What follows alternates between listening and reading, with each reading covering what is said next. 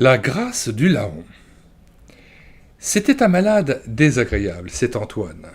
On lui donnait ce qu'on avait de meilleur à manger, et on le faisait profiter de bien des choses, étant donné que nous savions qu'il était condamné. Mais malgré cela, il était toujours en train de maugréer, il énervait les médecins et les infirmières, et moi aussi tant qu'il pouvait. Il fumait comme un pompier malgré son affection pulmonaire extrêmement grave, et il ne se laissait rien dire par personne.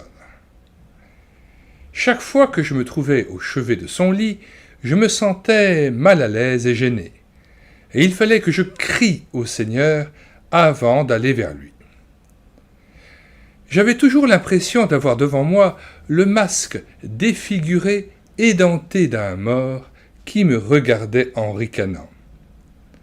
Et cependant, c'était le plus pauvre des pauvres. J'avais dans mon bureau son épais dossier des secours reçus de l'assistance publique, interrompu seulement pendant ses années de détention. Quand on nous a fait parvenir son casier judiciaire, j'ai compris que nous avions affaire à un criminel purgeant encore sa dernière peine. On l'avait transféré des services de l'hôpital de la prison parce que sa tuberculose, très avancée, exigeait les soins d'un centre hospitalier spécialisé.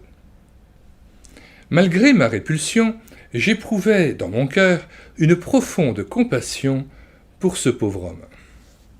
Un jour, il dut se rendre compte que ses jours étaient comptés, car il exprima le désir d'être mis en liberté pour pouvoir retourner chez ses vieux parents de plus de 80 ans à Flensburg. Les médecins et infirmières se sentaient soulagés à la pensée de pouvoir ainsi se débarrasser de ce malade pénible. Il avait exercé une influence sur tout le service, et pas une bonne. Il ne se doutait pas qu'il faudrait tant de démarches auprès de l'administration et de pourparlers avec les autorités avant que tout soit réglé et que nous puissions nous mettre en route. Même quand je lui appris qu'il avait été gracié, on lui avait remis le restant de sa peine parce qu'on savait qu'il allait bientôt mourir. Cela n'eut pas le moindre effet sur lui. Même pas un brin de joie ou de reconnaissance ne se manifesta chez lui. Ce misérable n'avait-il plus de cœur ? Quand, peu de temps avant le départ, je l'aperçus assis sur son lit, tout habillé, avec son complet sale, le bas de ses pantalons tout effiloché, son corps émacié et sa bouche édentée, j'ai ressenti une telle répugnance physique et psychique que j'ai vite refermé la porte que je venais d'ouvrir. Je suis sorti de l'hôpital en courant et je me suis réfugié dans la forêt. Là, je me suis jeté à genoux et j'ai supplié le Seigneur jusqu'à ce qu'il ait rempli mon cœur d'amour et de compassion pour ce pauvre homme. S'il n'y avait pas eu la grâce, si la main du Seigneur ne m'avait pas saisi pour ne plus me lâcher, n'aurais-je pas moi aussi été capable de tout, même du pire ? N'aurais-je pas pu devenir une criminelle ? Qu'est-ce qui m'autorisait à tolérer dans mon cœur du dégoût ou de la répugnance à l'égard de ce pauvre d'entre les pauvres ? Ce n'est qu'après m'être ainsi placé dans la lumière de Dieu et avoir vu clair sur moi-même que je me rendis chez le malade. Une collègue nous a conduits dans sa voiture jusqu'à Hambourg. J'en étais heureuse pour mon malade, car le trajet qui restait allait encore être assez pénible pour lui. Lorsque, arrivés à Hambourg, nous avons fait à pied le petit bout jusqu'à la gare routière, les gens se sont arrêtés et nous ont suivis du regard. Ils s'agrippaient à mon bras et vacillaient comme un homme ivre. Le trajet se déroula bien. Nous étions assis l'un à côté de l'autre dans l'autobus. Lorsque, brusquement, il me serra la main pour exprimer ce qu'il ressentait, je fus saisi d'une grande joie. À Kiel, nous avons dû changer d'autobus.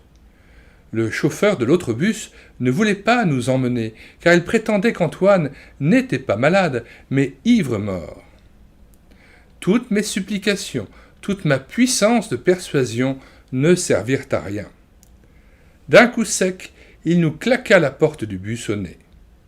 Mais en voyant les larmes dans mes yeux que mon pauvre malade essayait avec une gaucherie touchante d'essuyer avec son mouchoir sale, il se ravisa, ouvrit la porte du bus, arrêta le moteur et demanda qu'on fît une place au malade. Oui, Dieu dirige le cœur des hommes, aussi le cœur obstiné d'un chauffeur d'autobus. Ce fut un trajet épouvantable. L'autobus était bondé et la chaleur intense. C'était presque insupportable. À grand-peine, j'avais trouvé une place debout. Pourtant, c'était comme un cadeau quand les yeux de mon Antoine me cherchaient et qu'il me faisait un signe de tête pour montrer sa reconnaissance. D'ailleurs, je le trouvais tout à fait changé. Lorsque nous sommes descendus à Flensburg, il pleuvait à verse. Les vieux parents n'étaient pas à la gare routière, parce qu'Antoine leur avait dit d'attendre à la gare centrale. Nous étions donc là, dans l'obscurité. Sans hésiter, je lui mis mon imperméable vert, lui nouai un foulard autour de la tête et lui ordonnai d'attendre que j'aie trouvé un taxi. Il était presque minuit. Les rues étaient désertes et il pleuvait toujours à verse. Quand enfin je pus dénicher un taxi et retourner chez Antoine, je réussis à éviter de justesse un malheur. Trop faible pour se tenir plus longtemps debout sous le réverbère, il s'était affaissé. Péniblement, il étreignait le réverbère pour se tenir droit tout en étant assis. C'est dans cette position qu'une patrouille de la police le trouva. On voulut de suite l'arrêter et l'emmener au poste de police parce que les agents pensaient eux aussi qu'Antoine était saoul et parce qu'il portait des habits de femme. Et il avait l'air vraiment drôle avec son manteau de pluie vert et son fichu sur la tête.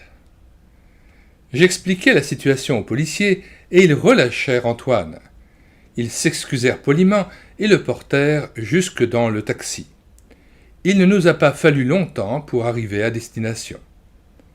Après avoir traversé le pavé en pierre d'une arrière-cour, nous avons emprunté un escalier menant au sous-sol. Personne n'était là. Antoine avait raison. Sans doute ses parents s'étaient-ils mis en route pour aller à la gare. Autrefois, quand mon père gagnait encore, nous habitions devant, dans la maison qui donne sur la rue, m'expliqua-t-il. Il était impensable que nous attendions le retour des parents sous la pluie battante. J'ai donc traîné Antoine dans la maison donnant sur la rue et je l'ai assis dans l'obscurité sur une marche de l'escalier.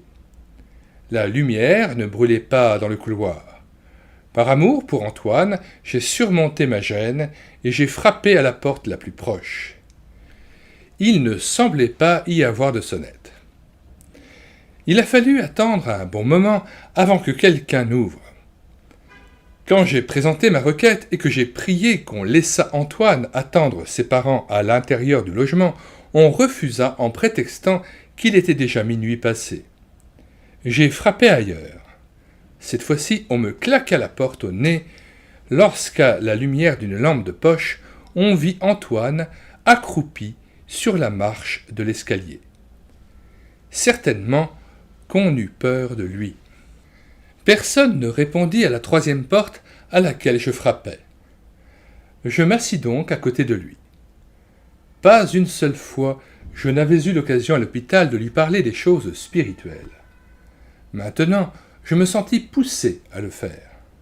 « Antoine, lui dis-je doucement, il va falloir que je vous laisse, et sans doute ne vous reverrai-je jamais dans cette vie. Mais tous les jours, je prierai pour vous. Antoine, j'aimerais que vous preniez à cœur ce que je vais vous dire.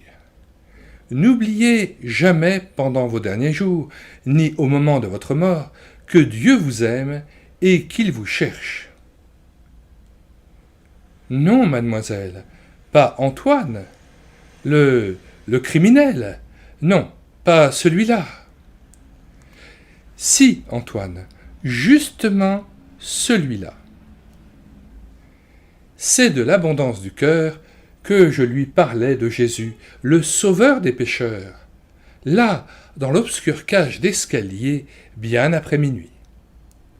Il a dû y avoir de la joie dans le ciel pour un pécheur qui s'est ouvert à la grâce du larron qui lui est venue de la croix de Golgotha. Sanglotant, bégayant, il énuméra ses péchés et ses crimes. Je frémissais, et pourtant je ne pouvais pas empêcher que ce flot de péchés roulant dans la profondeur de l'abîme coule tout près de moi. Je n'étais plus assise à côté de lui sur la marche de l'escalier. Non, j'étais prostré devant Dieu sur le sol sale du sombre corridor, et je luttais avec Dieu pour cette pauvre âme perdue, pour que grâce lui soit faite. Soudain, ce fut le silence. Un sanglot secoua la poitrine d'Antoine, et il s'écria « Maintenant, c'est tout, tout. Aidez-moi, ne me laissez pas seul. » Continuellement, je le renvoyais à celui qui avait donné sa vie aussi pour lui.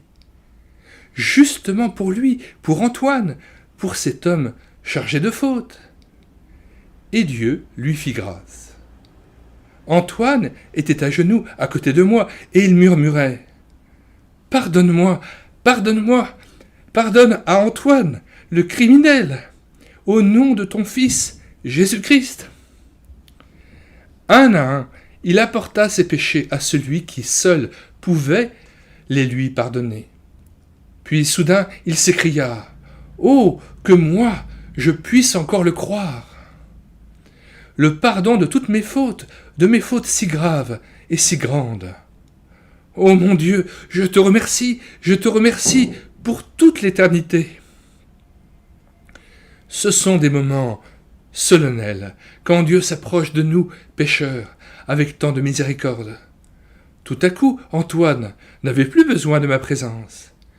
Il me pria instamment de partir et de ne pas attendre le retour de ses vieux parents. Oh, je ne l'ai que trop bien compris. Cela ne me dégoûtait plus lorsque, au moment de prendre congé, il prit mes deux mains et les baisa avec reconnaissance. Ce n'étaient plus les mains d'un meurtrier, ce n'était plus la bouche d'un criminel qui me touchait, mais les mains et la bouche d'un racheté. Longtemps, j'ai marché dans les rues désertes et mouillées de Flensburg cette nuit-là. Mon cœur était plein de louanges et de reconnaissance envers celui qui avait donné sa vie pour nous, pécheurs, et dont l'amour nous a amenés jusqu'à Dieu son Père.